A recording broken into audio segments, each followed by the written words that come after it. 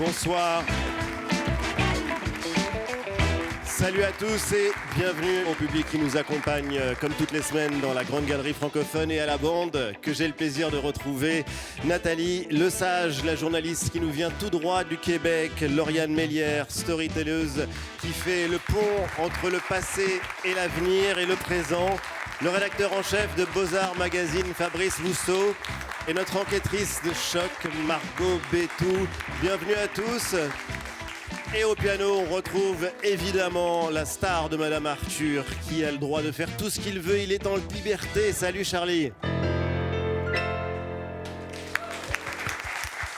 Et tout de suite, notre première invitée, c'est une star à la renommée internationale. Elle est peintre, chanteuse, mannequin, actrice définitivement culte.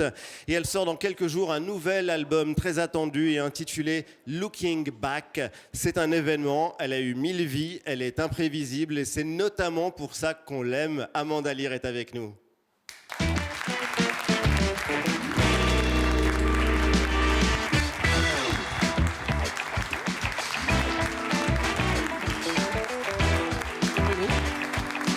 Bonjour Amanda. Hello. Et bienvenue, je vous présente la bande et le public. Installez-vous, c'est un bonheur de vous recevoir. On va commencer par la petite question rituelle avec laquelle on démarre chaque grande galerie francophone. C'est quoi? Qu'est-ce que l'art apporte à votre vie ? Ah, moi, plein de choses. Une belle vie déjà, une belle vie, une belle maison, des amis, du succès. Parce que je suis né vraiment pour être artiste. J'aurais pas imaginé un autre métier, un autre mode de vie. Et être artiste, ça veut dire s'enthousiasmer pour des tas de choses, pour la beauté, pour un mode de vie. Non, être artiste, c'est... Je ne sais pas comment vous pouvez vivre si vous n'êtes pas artiste. Voilà. Autrement dit, c'est pas un supplément d'âme l'art pour vous. Ouais, c'est le bonheur, c'est le bonheur. Pour moi, je ne pourrais pas vivre dans un monde où il n'y aurait pas d'art et pas d'artiste. D'art qu'on peut regarder, mais d'art qu'on peut créer également. Parce que vous êtes passé de l'autre côté. Acheter. Oui, c'est vrai. Moi, j'aime créer. Et déjà, toute petite, je jouais avec des crayons de couleur. Et voilà, j'aime faire des trucs. J'aime les créateurs aussi. Et j'ai toujours été séduite par des artistes, que ce soit dans la mode, que ce soit dans la musique. Et je pense que ça, c'est très important aussi. On peut être joyeux. Être joyeux et on peut éprouver de la joie devant une œuvre d'art. Complètement. Complètement. Presque un orgasme. Un orgasme. Non, c'est vrai. Oui. Mais oui, parce que c'est... Non, mais décrivez-nous ça, cette sensation, elle est rare. Vous entrez un moment... Quand et où, Amanda Lear ? Quand vous sentez que là, vous y arrivez. Des fois, ça prend très longtemps de dire non, je me trompe. Et puis, à un certain moment, vous dites, là, ça y est. Là, ça y est, j'ai trouvé le truc qu'il faut, la couleur qu'il faut ou la rime qu'il faut pour cette chanson. Et là, vous êtes en train d'y arriver. Et c'est un bonheur. Donc c'est très corporel, finalement. Enfin, oui. Souvent, on parle d'art d'un point de vue esthétique. Et vous parlez de sensations physiques. Physique. En plus, c'est un bonheur physique. Je vous assure que tenir un pinceau et peindre, ou sculpter, ou même un stylo à écrire, c'est une chose physique, c'est un acte manuel. Et pareil pour la musique, c'est la guitare, c'est la voix, c'est un truc physique. Oui. On ne peut pas faire ça par des machines. D'où, on ne va pas discuter là-dessus, mais pendant des heures, mais il y a tout le discours de l'intelligence artificielle qui est absolument terrifiant. Ouais. Qui est terrifiant, mais le monde entier connaît vos chansons, Amanda Lear. On entend votre tube, Follow Me. Ah ben ça a marché, ça a payé le loyer. C'est le moins qu'on puisse dire. Ça a fait le tour du monde et ça a fait danser partout sur la planète. Vous alliez en boîte quand vous étiez petit ? Ça m'est arrivé avant de me poser justement sur cette chaise et de vous poser des questions. On connaît votre vie romanesque, on connaît votre passé de muse auprès de Salvador Dali. Mais ce soir, c'est jamais très clair, vous savez. C'est jamais très clair.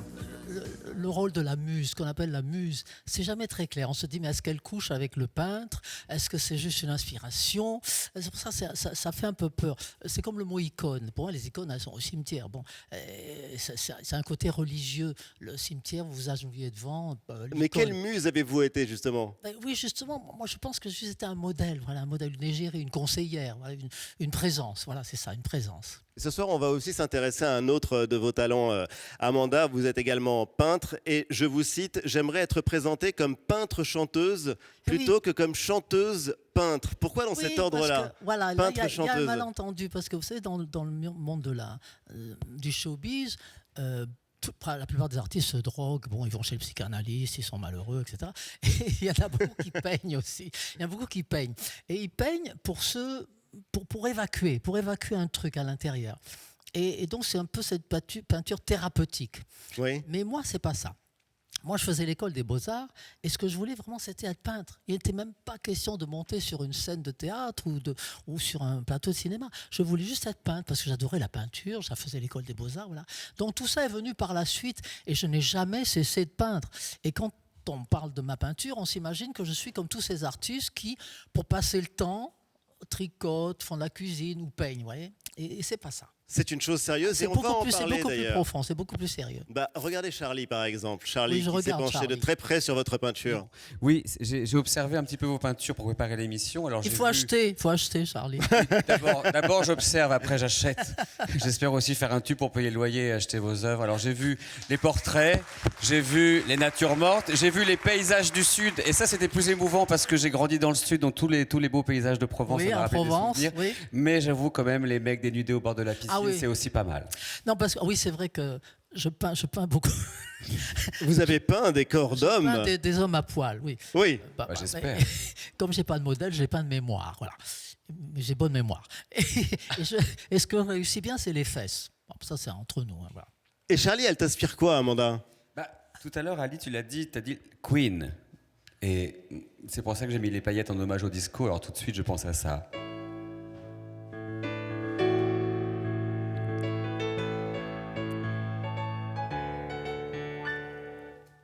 Bravo. Qu'est-ce que ça vous inspire? Il a beaucoup de talent. Il a énormément de talent. Margot? C'est 3 notes, c'est rien du tout, c'est 3 notes. Margot? Amanda, j'ai l'impression que le rituel, c'est quelque chose d'assez fréquent et presque indispensable pour les artistes. Je pense à l'artiste japonaise Yayoi Kusama. Alors elle, il lui faut un environnement hyper rigoureux pour créer à des horaires très spécifiques. Francis Bacon, le grand peintre, par opposition, il avait un atelier qui refusait systématiquement qu'on nettoie.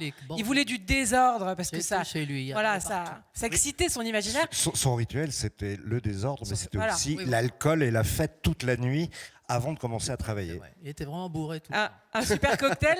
Est-ce que vous avez un cérémonial, une ambiance dans laquelle vous vous mettez? Vous savez, moi, c'est le contraire. Moi, je bois pas, je fume pas, je me drogue pas. Ma vie sexuelle n'est qu'un souvenir. Donc tout ça, c'est un souvenir vivace. C'est très discipliné, moi. Je m'assieds l'après-midi devant mon chevalet et puis je dis, allez hop, je vais peindre. J'ai pas besoin de stimulant, voilà, disons. Le stimulant aussi, ça serait, comme dit Charlie, la Provence, le soleil, le ciel bleu. Voilà, c'est ça qui me stimule. Mais on va afficher le portrait que vous avez fait de Salvador Dali. Vous l'avez rencontré, la légende veut, dans une boîte de nuit parisienne dans les années 60. Chez Castel, oui. Vous avez été ensuite s'amuse, alors je ne sais pas si le mot est adapté. Et c'est le portrait que vous avez réalisé de Salvador Dali. Et puis on va vous voir, vous, sur ces tableaux. Et ce qui est assez curieux, Amanda, c'est que, je ne sais pas si c'est vrai, mais vous n'aimiez pas sa peinture. Ah, du tout. Pas du tout. Non. Moi, je faisais l'école des Beaux-Arts et j'aimais Picasso. Alors, moi, j'adorais Picasso. Et donc, école Picasso plutôt que Salvador Dali. Voilà, et quand je rencontrais Dali, en plus, j'étais un peu prétentieuse, vous savez, parce que j'étais mannequin et je trouvais ça moche d'être mannequin. Alors, quand il m'a dit, mademoiselle, qu'est-ce que vous faites? J'avais honte de dire que j'étais mannequin. Alors, j'ai dit, mais moi, je suis peintre, vous savez, parce que je fais l'école des Beaux-Arts. En fait, nous sommes collègues. Ah, évidemment, le mot collègue, il a avec un homme à l'ego aussi démesuré. Voilà, exactement, il n'a pas aimé le mot collègue. Il n'a pas aimé. Du tout.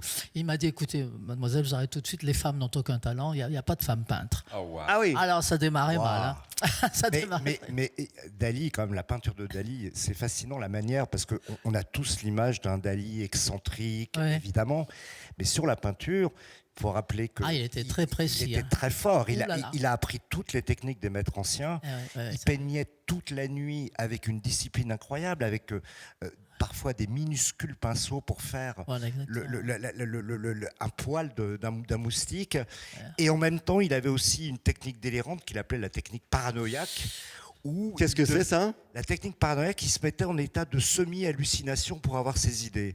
Mais en parallèle, il avait une rigueur absolue. Il ne buvait pas, il ne fumait pas, il ne faisait rien quand il peignait. Et c'était il pouvait rester 10 heures à faire un détail. C'est cette grâce à sa technique-là. femme. Parce que quand sa femme Gala l'a rencontré, Oui. il peignait n'importe comment, il mettait du sable. Et elle lui a dit, non, il faut que tu peignes comme les grands peintres de la Renaissance, les classiques. Et donc, grâce à elle, il s'y est mis à la peinture à l'huile, il laissait sécher, il revenait. C'est toute une technique, comme faire de la cuisine. Vous voyez. Et là, il peignait vraiment des choses très précises. Il avait un pinceau avec un poil. Un poil, il peut faire des détails. Et après, comme vous dites, après, il jetait de l'encre par terre, il se roulait dessus. Enfin voilà, ça c'était la méthode paranoïa critique. Là, Mais ça, c'est génial d'entendre malgré tout la vie secrète des artistes, c'est de voir comment on conçoit une œuvre, comment on la produit. Moi, je le regardais peindre, donc c'est vrai que c'était une école. Vous voyez, le regardez peindre, vous dites, oh là là, on apprend des trucs, c'est vrai qu'on apprend des trucs. Mais malgré tout, je préférais Picasso. Alors, vous sortez ce mois-ci, Amanda, votre 23e album. Alors ça, j'en reviens pas. Looking Back. J'en reviens pas. 10 chansons justement qui reviennent sur votre Alors, ça histoire, s'appelle sur Looking Back. les amours passés, Voilà, sur les Looking Back, occasions c'est quand ratées aussi. C'est quand on regarde en arrière, c'est-à-dire I'm looking back. Looking back, oui. Et c'est-à-dire on fait un petit peu le bilan de ces amours passés, ratés parfois, qui n'ont pas marché, qui auraient pu. C'est pas des amours triomphantes, vous voyez, où on a été heureux, c'était formidable. Non, c'est plutôt des amours qui n'ont pas très bien marché. Et Lauriane, justement, parce que même la pochette de l'album oui, est parce que vous frappante. dites regarder en arrière, mais en fait on vous regarde. Vous avez choisi un autoportrait pour cette pochette. Est-ce que c'était une façon pour vous qui avez tellement été observée, peinte, regardée, de reprendre le contrôle sur votre image ? Alors mon image, vous savez, normalement, quand on sort un album, on met toujours une photo enjolivée, retouchée à mort, studio Harcourt, pour être mignonne sur la photo. Et j'ai dit, pour une fois, on va changer, je vais mettre une peinture à moi, c'est un autoportrait, mais de moi jeune, c'est pas de moi maintenant, c'est de moi plus jeune, justement, un petit peu embellie. Et je me suis vue en fille du port, vous voyez, je suis dans un port. Avec une marinière. Avec une marinière, avec un bar un peu louche, avec un chat errant. Et ça symbolise, en fait, toutes ces rencontres qu'on fait la nuit. Et qui des fois ne mènent nulle part et des fois mènent au drame, voilà. Nathalie ? Amanda, vous avez parlé de ces auteurs qui vous ont accompagné dans l'écriture de cet album et quelle surprise de retrouver la plume exaltée de l'un des auteurs-compositeurs-interprètes les plus flamboyants, les plus éclatés, les plus géniaux du Québec. Et c'est bien sûr Pierre Lapointe. Je dis ça en toute objectivité, bien entendu. Et moi aussi, j'ai une surprise pour vous. Il est à Paris. Ah bon? Il n'est pas ici. Il est à Paris et je l'ai rencontré il y a quelques jours pour lui demander ce que vous lui inspirez. Il est beau garçon. Hein? Très beau garçon et très gentil. J'ai beaucoup d'admiration pour elle. Oh, it's me. Hello there. Je suis dans un taxi entre 2 rendez-vous et je reçois un message d'Amanda Lear qui dit « Écrivez-moi une chanson ». Je lui ai proposé 3 chansons, elle en a gardé une sur les 3. Je pense qu'Amanda Lear crée des moments. Elle a su épouser chacune des époques. C'est une capacité innée qu'elle a. On a affaire à quelqu'un, j'ai pas envie de dire excentrique, mais quelqu'un de très, très libre, qui se fout un peu des conventions. Et un personnage comme Amanda Lear, c'est ça, c'est un exemple d'une certaine forme d'intégrité. Donc, Pierre Lapointe, est-ce qu'il a vu juste déjà? Est-ce que c'est une description qui vous ressemble? Libre? Je pense que oui. Oui. Il m'a écrit une très jolie chanson qui s'appelle L'amour triste. En fait, c'est l'histoire d'une dame d'un certain âge qui drague un petit jeune dans une boîte. Donc déjà, vous voyez, on est dans les cougars, etc. Visiblement, le petit jeune, il fait ça pour une récompense financière. Oui, disons ça comme ça. Voilà, dans le rapport, vous voyez, c'est pas vraiment un rapport de coup de foudre. Et c'est assez désabusé. Et c'est assez bien vu, et j'ai bien aimé cette chanson. Vous allez voir, et vous allez aimer, Amanda, ce qui arrive. On a encore 1000 questions à vous poser, mais la Grande Galerie francophone, c'est aussi l'occasion d'aller visiter les pays de la francophonie, et notamment chez nos voisins suisses. Il y a le musée cantonal des Beaux-Arts de Lausanne, qu'on appelle le MCBA. Il organise une immense rétrospective consacrée à un maître de la peinture, Félix Vallotton. Il est suisse.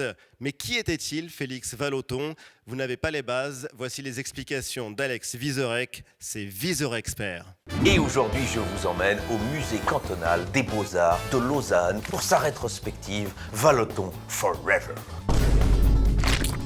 Félix Vallotton, c'est lui. C'est un autoportrait et c'est vrai qu'on sent une vraie joie de vivre. On dirait un peu Eddie de Pretto qui découvre les mauvais chiffres de vente de son dernier album. Félix Vallotton est suisse. Il est le fils d'Adrien Vallotton, un grand chocolatier. Chez les Vallotton, le père préférait les tablettes au tableau. par rapport au chocolat. Passons à ces tableaux. Ici, La Chambre Rouge, une œuvre qui nous prouve deux choses. D'abord, que Vallotton avait un talent immense. Ensuite, qu'il n'y connaissait absolument rien en pièces de la maison, puisque clairement, c'est pas une chambre, c'est une salle à manger. À table. Autre œuvre, La Haine. Et je comprends tout à fait que ce monsieur ait la haine, puisque maintenant tout le monde sait qu'il a un micro-pénis. Regardez cette œuvre, la loge de théâtre, le monsieur et la dame. Et on voit au bonheur de ces gens qu'ils sont sans doute en train d'assister à un spectacle de théâtre public. C'est une blague d'un télo, mais je suis quand même sur le talk show le plus culturel de la télévision francophone. Et enfin, peut-être son œuvre la plus célèbre, Étude de fesses. En gros, avec l'origine du monde, Courbet avait peint le recto, Vallotton peint ici le verso. Et quand on lui demandait « mais pourquoi t'as peint des fesses ?», il répondait « tout est pas un télo non plus ». Allez, on file à Lausanne pour découvrir Vallotton Forever. Vive la Suisse. Déjeuner en paix. Et la rétrospective Forever Vallotton, ça se passe donc au MCBA de Lausanne à partir de vendredi et jusqu'au 15 février prochain. Amanda, on a très envie d'explorer avec vous vos goûts, ce que vous aimez, ce que vous n'aimez pas. Ça va nous permettre d'imaginer le tableau de votre vie. Alors je vous propose le jeu de Tu préfères. Je vais vous poser des questions qui sont toutes en lien avec votre vie ou ce qu'on en sait. Alors Amanda Lear, tu préfères bronzer en bikini ou danser en boîte de nuit ? À mon avis, ni l'un ni l'autre, parce que le bikini, ça m'a passé. Non, j'ai une piscine, mais c'est surtout pour mes amis parisiens. Les Parisiens, dès qu'ils arrivent, « Oh, t'as une piscine, il faut qu'on bronze ». Cette folie de penser que l'été, on doit absolument bronzer pour avoir bonne mine. Donc moi, la piscine, c'est... Et puis... Bon, alors on garde la piscine. Brian Ferry ou David Bowie ? Oh, Brian Ferry était un homme charmant. Il était vraiment adorable. On s'est très bien entendu. On rigolait beaucoup ensemble. On allait au cinéma. Non, c'était. En plus, il fait de la peinture. Il était très intéressé. Il avait fait les beaux-arts. Bowie, c'était autre chose. Bowie, vous savez, c'était une histoire passionnée. C'était. Non, c'était pas la même chose qu'avec Brian. D'accord. Rome ou les Alpilles ? Ah ben Rome, Ouais. J'habite dans les Alpilles, donc je les connais par cœur, c'est vrai, mais Rome est une ville extraordinaire. À chaque coin de rue, vous avez une œuvre d'art, une statue, une église, un truc. C'est partout où vous regardez, il y a de l'art, et c'est magnifique. Se balader comme ça dans les rues de Rome, c'est merveilleux. Magritte ou Dali ? Ah ben Magritte, Dali m'a jamais plu. Moi. J'ai jamais aimé sa peinture. Bah, on va passer ça justement, Amanda, au filtre de l'intelligence artificielle. Et on a demandé tout simplement à un logiciel de rassembler toutes les réponses et de produire un tableau, le tableau de votre vie. On va regarder le résultat. Alors il y a un peu de Magritte, en effet, oui. Il y a Rome. Oui, je vois, il y a il y a la Bowie piscine. avec son maquillage, il y a Rome derrière. Il y a Bowie. Magritte, c'est merveilleux parce que chaque tableau est une question, c'est une interrogation. Vous regardez un tableau, vous dites « Ah, mais pourquoi il y avait ça ?»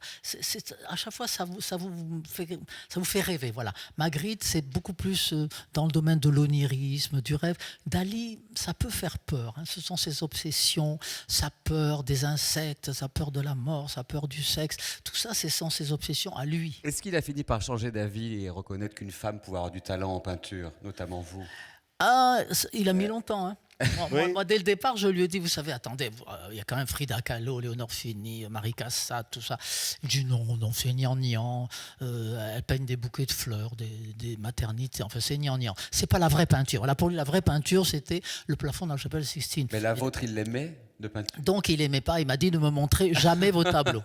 Ça commençait bien, ne me montrez jamais vos tableaux. Et un jour, il pleuvait. Il pleuvait à Cadaqués, il était dans le studio en train de peindre dans son atelier. Moi, comme d'habitude, j'étais là en train de regarder. Et comme il pleuvait, j'avais rendez-vous avec un très beau garçon. Et comme il pleuvait, je ne pouvais pas sortir. Donc j'étais très énervé. Et quand j'étais très énervé, je tripotais tout, je faisais du bruit. Alors il m'a dit, vous êtes insupportable, je ne peux pas peindre. Et bien j'ai dit, oui, j'ai rendez-vous, je ne peux pas sortir. Voilà. Alors il a dit, écoutez, puisque soi-disant vous avez fait les beaux-arts et soi-disant vous êtes peintre, allez-y, peignez. Et alors ? Et ça a été un défi. Et pour la première fois, alors il m'a dit, voilà, je vous donne une toile. Il m'a donné une petite toile à lui. Voilà mes pinceaux, mes peintures, blocs, tout ça. Là. Et allez-y, peignez. Donc là, silence total. Je me suis mise dans la toile et j'ai peint un visage comme ça de 3/4.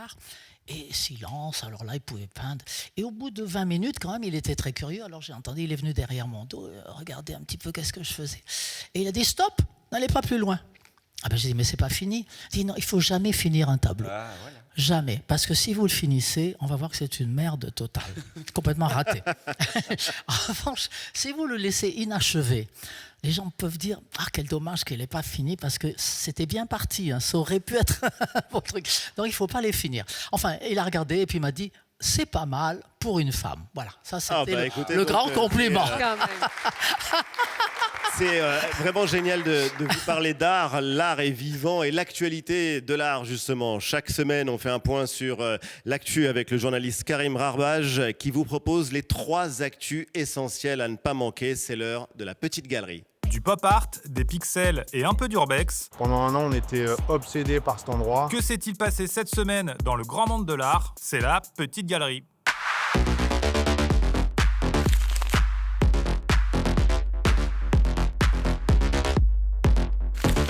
Et on commence avec la dinguerie. W-Place,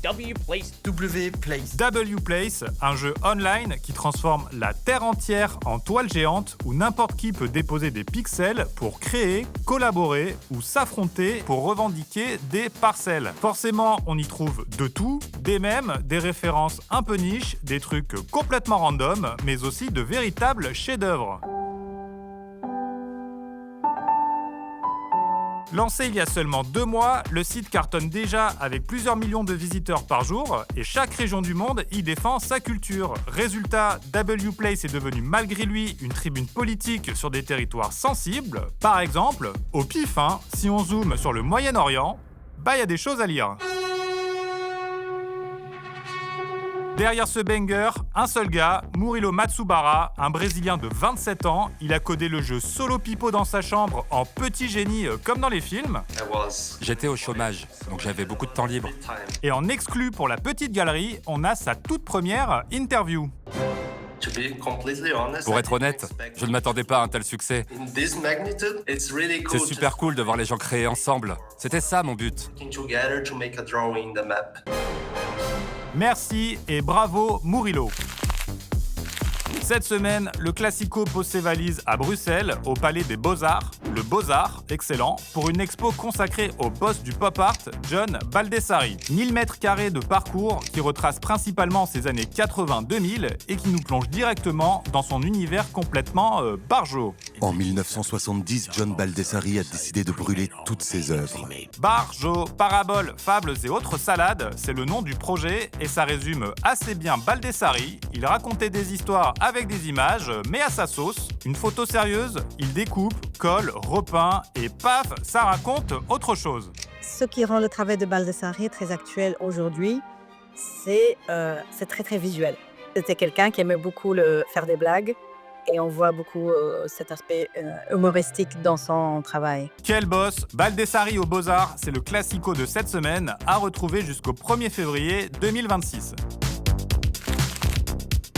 Sortez les lampes torches, cette semaine, la petite galerie se tape une incruste de qualité dans un lieu mythique du street art parisien. Nous sommes au mausolée du mausolée. Le mausolée, attention, histoire de zinzin. Retour en 2010 quand 2 graffeurs parisiens, Lec et Sowat, découvrent la Caverne aux Merveilles, un centre commercial totalement abandonné en plein Paris, le truc de fou. Superficie 40 000 m², un terrain de jeu de malade mental pour eux. Cet espace vierge. Pendant plus d'1 an, ils y bossent en secret et en toute illégalité. On avait peur que d'autres le trouvent. Et révèlent leurs œuvres monumentales dans une vidéo YouTube. Résultat, le spot devient légendaire avant d'être muré dans la foulée par la mairie de Paris. Ça a créé une espèce de mystique. En 15 ans, seules quelques têtes brûlées ont eu accès à cette véritable galerie secrète où les œuvres survivent cachées. Nos peintures vieillissent aussi avec le temps. Ça a créé une espèce de capsule temporelle. Mais, good news, cet automne, la mairie ouvre enfin le mausolée au public. Et nous, on a donc eu la chance d'y accéder avant tout le monde et avec les artistes.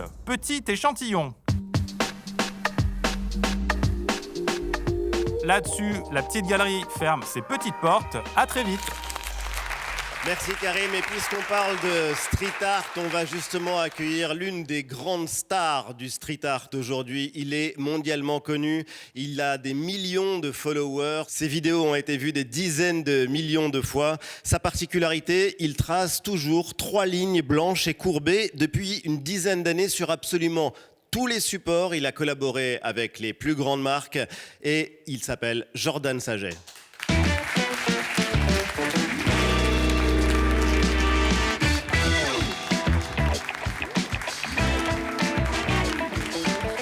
Bonsoir, bonjour. Je vous présente toute la bande. Vous connaissez bien Fabrice Bousteau, Jordan Saget, puisque vous avez travaillé avec lui. Et comment est-ce que ces 3 lignes, elles sont apparues dans votre vie? On va les voir apparaître à l'écran. C'était il y a plus de 10 ans. Oui. Elles sont apparues, mais je pense qu'elles étaient en gestation depuis tout petit déjà. Parce que je cherchais une règle d'or pour un peu représenter ce qui était autour de moi. Ou la nature, ce qui était autour de moi. Et en fait, j'ai cherché, mais j'étais beaucoup dans la ligne droite. J'ai cherché une grosse partie de ma vie, et jusqu'à 10 ans où j'ai abandonné la ligne droite pour la ligne courbe. J'en ai fait une première, une deuxième, une troisième. Et là, il y a eu un peu ce que disait Amanda tout à l'heure, une sorte de... D'orgasme? Non, pas tout à fait. Mais vraiment, ce truc-là de l'évidence, en fait. Quand je revois mes premiers dessins, d'ailleurs, je ne les ai pas encore montrés, mais j'aimerais vraiment les montrer, je me dis, mais comment j'ai pu parier là-dessus? Parce c'est vraiment pas beau, mais maintenant je les trouve, c'est précieux pour moi. Oui. Mais comment j'ai pu parier? Parce que c'était pas encore équilibré, c'était pas du tout harmonieux, mais pourtant il y avait déjà là cette petite règle là qu'il fallait encore travailler, encore et maintenant. Voilà, c'est après 10 ans de travail, quoi. Et alors, on a la chance et on a le bonheur justement de vous voir créer et de vous laisser créer une œuvre ici en plateau. Vous allez aller rejoindre le piano de Charlie et créer une œuvre avec nous, en temps réel, sur le piano. Vous pouvez y aller. On vous suit. On va vous laisser faire résonner vos lignes sur le piano de Charlie et on vous retrouve tout à l'heure.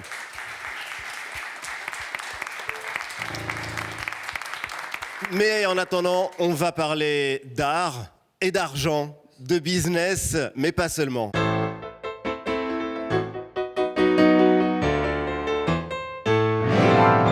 Money, money, money. Bravo, money, money, money, Amanda. Dans quelques jours va démarrer à Paris l'une des plus grandes foires d'art contemporain au monde. Ça va se passer du 24 au 26 octobre sous la sublime verrière du Grand Palais. Et on va faire le point sur les enjeux de cette édition 2025 avec le directeur de l'événement, Clément Delépine. Mais juste avant, qu'est-ce que c'est Art Basel Paris? Damien Cabrespine pose les fondamentaux en 3 mots. Art Basel Paris en 3 mots. Mot numéro 1, mastodonte. 13 500 mètres carrés d'exposition, 206 galeries issues de 41 pays et territoires. Art Basel Paris est une foire phénoménale, une vitrine XXL, un mastodonte pour tous les fans d'art contemporain. How much is this? Des mécènes, des badauds ou des collectionneurs privés, l'an passé, plus de 65 000 visiteurs venus du monde entier ont déambulé sous la verrière du Grand Palais. You get to compare different artists in one space, in one afternoon, in one day. Mot numéro 2, mondialisation. En 2022, la structure Art Basel croquait la mythique FIAC de Paris. Le géant suisse spécialiste des foires artistiques luxueuses étendait ainsi son empire après le succès de ses éditions à Bâle, Hong Kong ou Miami. It's so exciting to be here. I love Art Basel. Art Basel voit grand, Art Basel est insatiable. Prochaine étape, le Qatar avec une nouvelle déclinaison Art Basel annoncée à Doha en février prochain. Et enfin, mot numéro 3, business. Car Art Basel Paris est avant tout un marché ultra lucratif. L'an passé, une œuvre de la plasticienne américaine Julie Méretrou a trouvé preneur à 9,5 millions d'euros.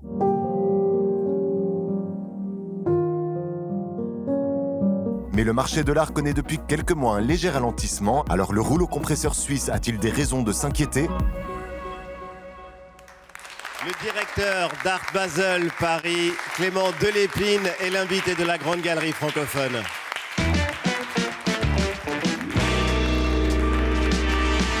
Bonjour et bienvenue.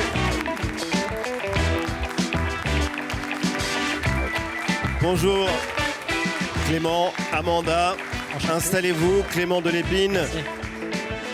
Merci infiniment d'avoir accepté notre invitation. Votre parole, elle est rare pour nous faire découvrir les coulisses de l'un des plus grands événements de l'art contemporain dans le monde. Aujourd'hui, on peut le dire, Art Basel Paris, c'est incontournable. Mastodonte, mondialisation, business, ce sont les 3 mots qu'a retenu Damien Cabrespine. Ils sont justes ? Ils sont justes. Après, il y a je pense, une perspective plus romantique aussi associée à cet événement, puisqu'on y voit aussi des œuvres d'art d'une qualité incontestable, d'une puissance symbolique et émotionnelle incontestable également. Donc si on devait ajouter un mot aux 3, ce serait émotion. Oui. D'accord. Quand on parle, tout à l'heure, on m'a lancé la musique, Amanda a immédiatement reconnu l'hymne que jouait Charlie, Money, Money, Money. C'est un gros mot, argent, quand on parle d'art? Non, Art Basel Paris, ça reste malgré tout un événement lié au marché. C'est une plateforme transactionnelle et commerciale. Et le marché de l'art est un marché puissant et important. Donc non, l'argent n'est pas du tout un sujet. Après, il n'est pas le sujet central, du moins pas toujours, de mon point de vue. Non. Parce qu'il y a des dizaines de milliers de visiteurs, 65 000 je crois l'année dernière, et tous ne sont pas là pour acheter de l'art, mais aussi pour voir de l'art. Bien sûr, oui. Bien sûr, et en complément c'est une foire qui se déroule en plusieurs temps. Il y a effectivement un volet à l'attention des professionnels et des collectionneuses et collectionneurs. Et il y a également un volet accessible avec un volet public accessible avec un ticket d'entrée. Oui. Et tout un volet institutionnel qui est le programme public qui se déploie à travers la ville et qui lui est ouvert à toutes et tous et accessible gratuitement en collaboration avec des institutions et la ville de Paris. Oui, parce qu'il y a le Grand Palais et puis il y a d'autres sites et c'est un très très bon thermomètre pour prendre la température de l'art dans le monde entier. Oui. C'est vrai qu'il y a par exemple de plus en plus de présence de l'art africain, de l'art produit par des femmes justement. On parlait de cette question avec Amanda tout à l'heure. L'art est vivant et finalement c'est une magnifique vitrine pour le regard d'échanger. Je pense, moi je crois que le marché il est assujetti au réel, que ce soit d'un point de vue économique ou d'un point de vue symbolique ou intellectuel. Et c'est vrai qu'on traverse un moment culturel qui est propice à la réécriture du canon. Et je pense le canon de l'histoire de l'art. Ça veut dire c'est pas une image guerrière. Non, certainement pas. Enfin, c'est la tradition. Qu'est-ce qui fait art? Qu'est-ce qui fait objet d'art? Qu'est-ce qui est de l'art légitime? Et d'une certaine manière, c'est vrai que ça a longtemps été le privilège des institutions. La foire est un événement, comme je le disais, à caractère commercial, mais le produit du discours aussi sur le champ de l'art. Et d'une certaine manière, quand on observe ce qui se fait dans les grands événements structurants du champ de l'art, dans les biennales de Venise, dans les Documenta et différentes biennales à travers le monde, on constate que l'enjeu c'est de questionner la visibilité qui a été accordée ou au contraire pas accordée en fait à certaines typologies d'œuvres, à certains artistes, les sculptures faites par des femmes, les sculptures faites par des artistes de pays colonisés. Complètement. Et ça c'est quelque chose qui est en train de bouger. D'un mot, comment est-ce qu'on fixe le prix d'un tableau, d'une œuvre d'art? C'est un processus qui a une part de subjectivité, comme tout le champ de l'art du reste. Tout est affaire de ressenti, tout est affaire de rareté, tout est affaire de... Et donc il est vrai qu'il y a certains jeunes artistes qui ont des cotes qui sont stratosphériques par rapport à d'autres artistes très établis. Et parfois des jeunes artistes contemporains vendent pour plus cher qu'un Rembrandt ou qu'un Van Gogh. Et la question se pose, mais en fait ça a la valeur aussi que le marché construit et que les gens sont disposés à payer pour une œuvre. Donc, c'est affaire de subjectivité. Et la cote de certains artistes, d'ailleurs, elle évolue dans le temps aussi. Oui, bien sûr. Certains artistes qu'on oublie, qui peuvent redevenir à des prix extraordinaires alors qu'ils valaient rien 10 ans avant. Ça arrive aussi. Cette question, elle est liée à ce que j'abordais avant, c'est-à-dire qu'il y a un certain nombre d'artistes, je pense particulièrement aux artistes femmes. Louise Bourgeois a été pendant très très longtemps l'artiste femme qui vendait le plus cher. Et la seule, d'une certaine manière. Et à partir du moment où on a décloisonné, on a choisi d'une certaine manière réintégrer, ou en tout cas donner plus de perspective et de visibilité aux artistes femmes, et la cote des artistes femmes a commencé à augmenter. Flambé même. Et tu t'es penché sur l'histoire justement de cet événement incontournable, parce qu'il a une histoire, Art Basel. Alors, Basel, c'est pas seulement le flambant neuf Grand Palais, mais que vous investissez aussi d'autres lieux de culture, les rues et les places de Paris. C'est important de le dire parce que d'abord c'est très beau et puis surtout c'est gratuit. Cette année, il y a 9 lieux qui sont sélectionnés, notamment la célèbre place Vendôme. Ça ne manquera pas de faire parler cette fois encore. C'est sûr. Voilà. C'est souvent un lieu emblématique et donc qui suscite le débat. Cette année, c'est l'artiste Alex Dacorté qui expose une grande structure gonflable de Kermit la grenouille. Allez-y. Ouais. C'est génial, ouais. Le présentateur, c'est une référence au Muppet Show. Voilà, une référence au Muppet Show. Pourquoi ce programme hors les murs, c'est important pour vous, Clément Delépine? À un moment, il faut sortir des stands, sortir de la foire et aller découvrir ce qui se passe dehors? Qu'est-ce qu'il pourrait y avoir de plus important, de plus urgent aujourd'hui que de provoquer la conversation, provoquer le dialogue, donner à voir une œuvre monumentale dans un lieu de patrimoine ou pas. Comme la place Vendôme. Comme la place Vendôme, mais qui est aussi un lieu symbolique fort. Dans ce que disait Damien Cabrespine, on a vu une œuvre qui a été vendue à 9,5 millions d'euros. Alors c'est énorme, le chiffre paraît extravagant. C'est pas ce qu'il y a de plus cher, de très très loin. Mais comment expliquer qu'une œuvre d'art d'une femme américaine, Julie Méritou, atteigne cette somme-là? Comment expliquer qu'une araignée de Louise Bourgeois atteigne 20 millions? Comment expliquer qu'un Magritte en vale 39? Comment expliquer qu'on puisse acheter un t-shirt blanc de designer pour 1 000 euros? Enfin voilà, il y a toute une certaine manière, il y a un narratif, il y a toute une forme de rareté, et à nouveau, enfin une puissance symbolique qui est attachée à tout ça. Donc, Amanda, est-ce que vous irez comme visiteuse vous faire une idée de la scène de l'art contemporain aujourd'hui? Je suis souvent invité par Art Basel et je tiens absolument à y aller parce qu'il faut voir ce que font justement ce qui se passe dans le milieu de l'art. Moi, je ne vis pas de ma peinture. C'est mon rêve évidemment, mais j'en vis pas. C'est pas ça qui paye mon loyer. Mais je suis intéressé par tout ce qui se passe dans le monde de la peinture. Donc à chaque fois c'est une source d'inspiration. Voilà. Il faut y aller. Et quand on y va, non mais quand on y va, c'est vrai, on a envie de peindre. C'est un peu, vous savez, quand on sort d'un musée, on dit « Oh là là, vite, j'ai envie de peindre, parce que c'est trop beau tout ce que j'ai vu, là, je l'ai enregistré dans ma tête. » Et là, c'est pareil. Ça pour vous. Hein. Vous devriez la recruter, Clément, comme attachée de presse, parce qu'elle parle de cet événement de manière magnifique. Clément, Amanda, vous restez avec nous. Lauriane, tu voulais nous parler de Jacques-Louis David. C'est le maître du mouvement néoclassique. Il adorait représenter le pouvoir. On le trouve essentiellement au Louvre. Et oui, si je vous disais que les photos de nos présidents, ou même certaines images qu'on voit sur Instagram, reprennent les codes d'un peintre qui est décédé il y a exactement 2 siècles cette année. Et ce peintre, c'est Jacques-Louis David. Prénom Jacques-Louis, nom de famille David. Le Louvre lui consacre donc une exposition qui est jusqu'au 26 janvier et on n'a jamais vu autant de tableaux de Jacques-Louis David depuis 40 ans. Et au-delà du choc esthétique que produisent ses œuvres, souvent monumentales, parfois 10 mètres de large, eh bien Jacques-Louis David est devenu celui qui a popularisé la grammaire visuelle de la puissance. Je m'explique. Comme toute chose, l'art et politique. David l'avait bien compris, il était militant, engagé politiquement. Et ces toiles avaient un objectif, un seul, c'était forger la mémoire collective, quitte à parfois tomber dans la propagande. Un exemple phare, c'est Bonaparte franchissant le Grand Saint-Bernard, peint en 1801, que vous pouvez découvrir au Louvre en ce moment. Donc on voit Napoléon à cheval, drapé, le doigt tendu, l'animal cabré, forcément ça en impose. Évidemment. Et ici, tout a un sens. On commence avec déjà la place de Napoléon. Il est bien au centre pour qu'on ne puisse pas détourner le regard. Donc forcément, il captive. Ensuite, on a une composition un petit peu en pyramide avec les pattes du cheval et le doigt qui est pointé. Donc ça impose de la force et une impression de stabilité. On continue avec le mouvement entre le crin du cheval, le doigt qui est pointé, la cape avec cette idée de souffle héroïque. Et puis, on termine avec une lumière très crue, un peu comme s'il y avait un flash, même si à l'époque, il n'y en avait pas, pour montrer que c'est un arrêt sur image et qu'on était vraiment dans l'action au moment de la peinture. En réalité, c'est pas du tout un portrait réaliste, puisque Napoléon a traversé les Alpes sur un mulet.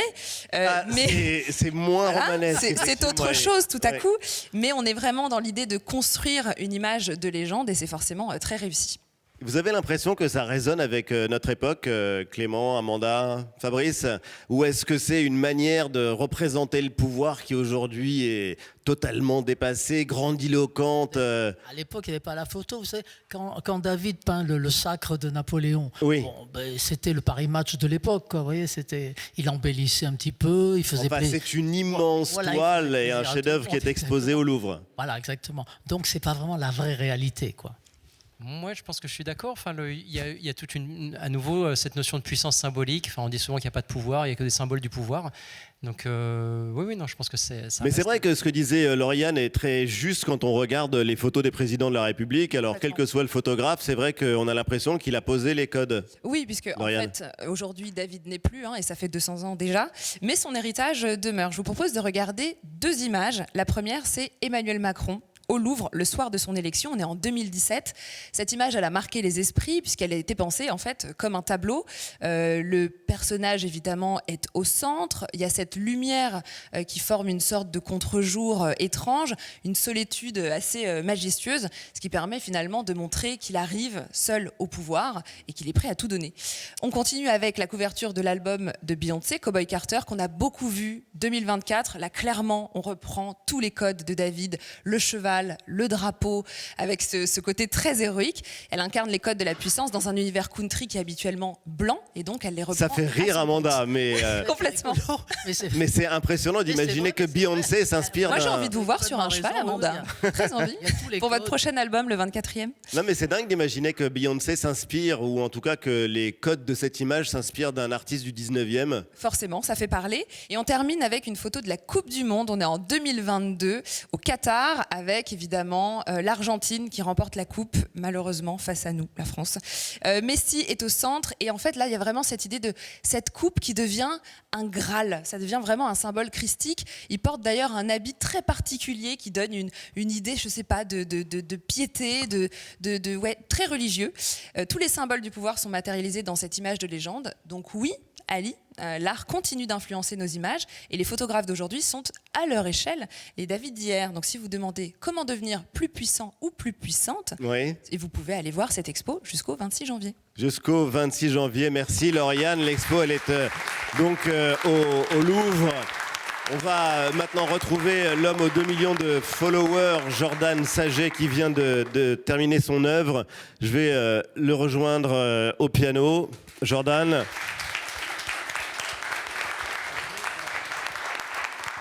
Alors, moi, j'adore. Tu peux nous expliquer ce que tu as fait ? C'est évident. Oui, non. Regarde, c'est moi. Alors, ce n'est pas un portrait de Charlie, mais là, on retrouve tout votre style et votre art de la composition. C'est ça, c'est ma signature visuelle. Et après, j'ai utilisé du blanc de meudon. C'est ce que j'utilise quand je fais dans la rue. En fait, oui. C'est de la poussière de craie, de la poudre de craie en quelque sorte, qu'on utilisait au début du XXe siècle et encore maintenant d'ailleurs pour nettoyer les vitres. Donc je badigeonne à mélanger avec un petit peu d'eau avec mon rouleau. C'est ça qu'ils mettent sur les magasins en travaux pour pas qu'on voit C'est à ça, travers. sauf que la grosse différence, c'est que du coup je le fais au rouleau en mousse. Du coup ça laisse une petite particule très fine. Donc on peut avoir aussi un effet un peu diaphane et pas quelque chose de trop opacifiant. Qu'en pensez-vous, Amanda, Clément ? Alors le patron d'Art Basel, qu'est-ce qu'il pense justement de l'art qui sort de l'institution ? Moi, je suis toujours intéressé par les artistes qui arrivent à se rendre identifiables immédiatement, voilà, qui maîtrisent un alphabet, un vocabulaire et qui arrivent à le déployer sur, vous l'aviez dit, voilà, toute une typologie de supports différents et surtout la rapidité, voilà, et l'audace d'une certaine manière, puisque vous le faites parfois sans vous dénoncer de manière absolument illégale. C'est vrai. Et, mais du coup, je trouve que c'est immédiatement enivrant comme motif. Et moi, ça me plaît. Amanda ? Il est obsessionnel, hein. C'est une obsession, les volutes. C'est marrant parce que quand tu dis ça, c'est que quand j'ai commencé donc il y a 10 ans, c'est quand même l'histoire d'un...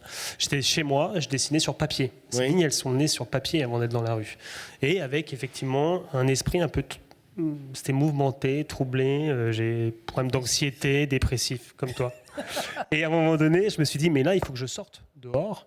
Mais de sortir pour faire quoi ? Et en fait, j'ai décidé de sortir pour faire mes lignes. Et comment faire pour pas gêner les gens ? Parce que je voulais surtout pas gêner les gens. Et c'est là où la craie est apparue. Et la craie, elle n'a pas été un choix artistique parce qu'à ce moment-là, je me sens pas artiste du tout.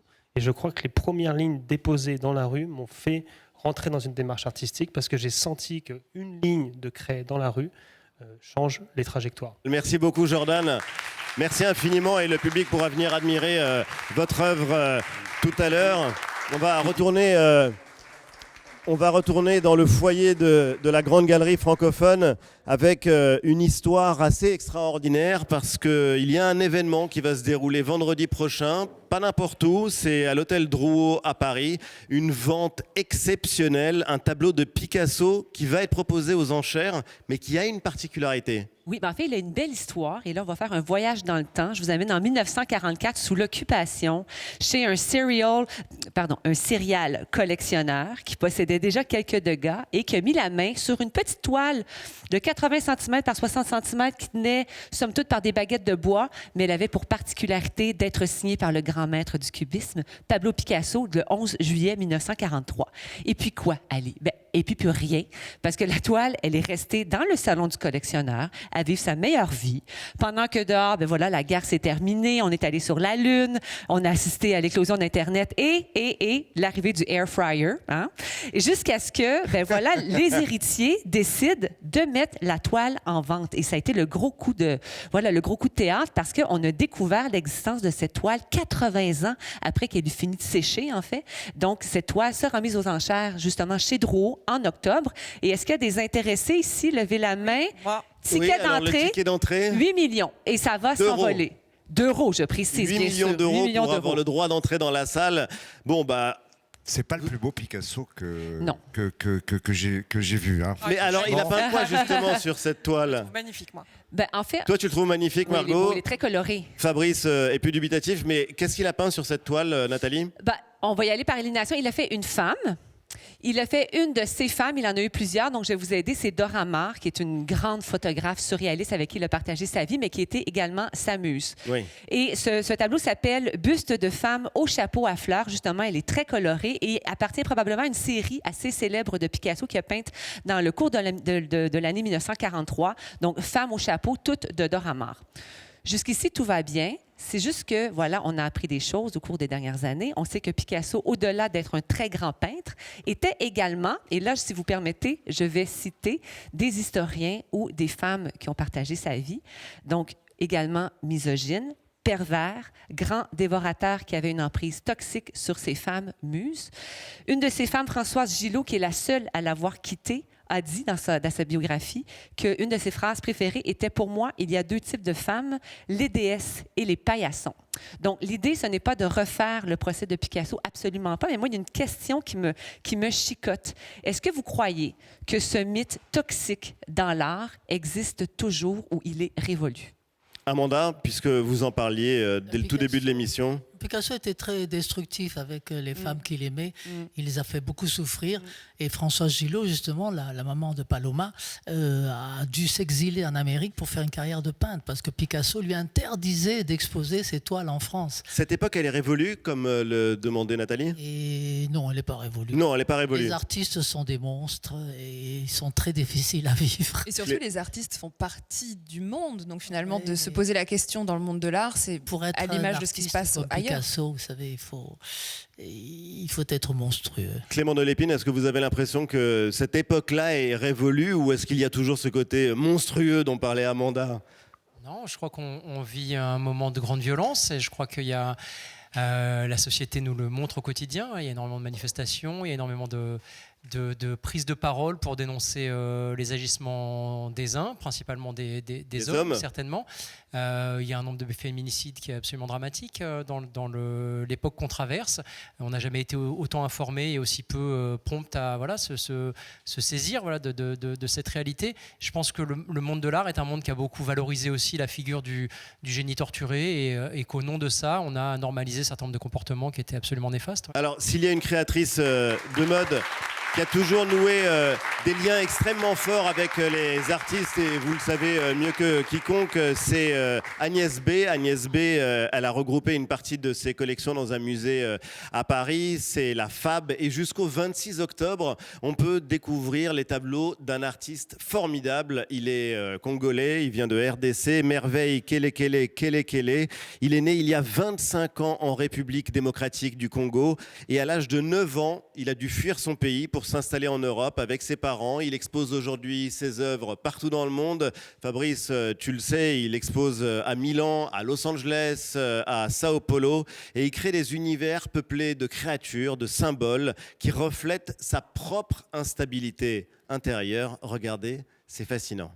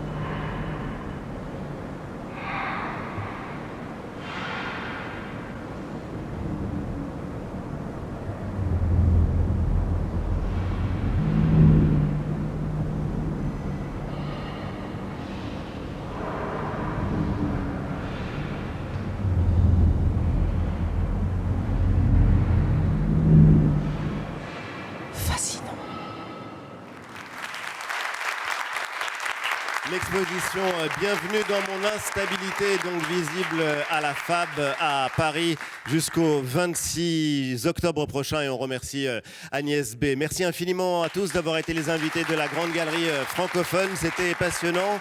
Amanda Lear, votre nouvel album Looking Back sera disponible dans quelques jours. Art Basel Paris, Clément Delépine, c'est...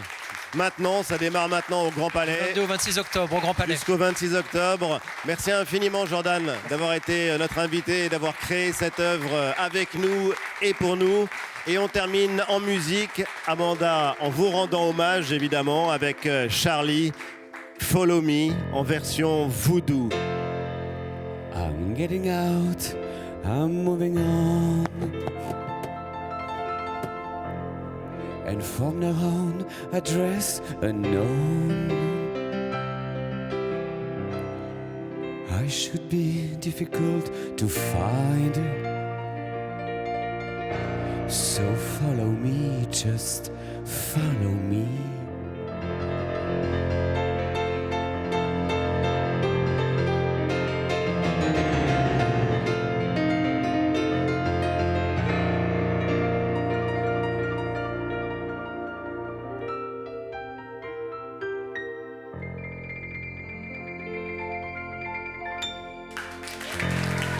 Bravo et merci Charlie.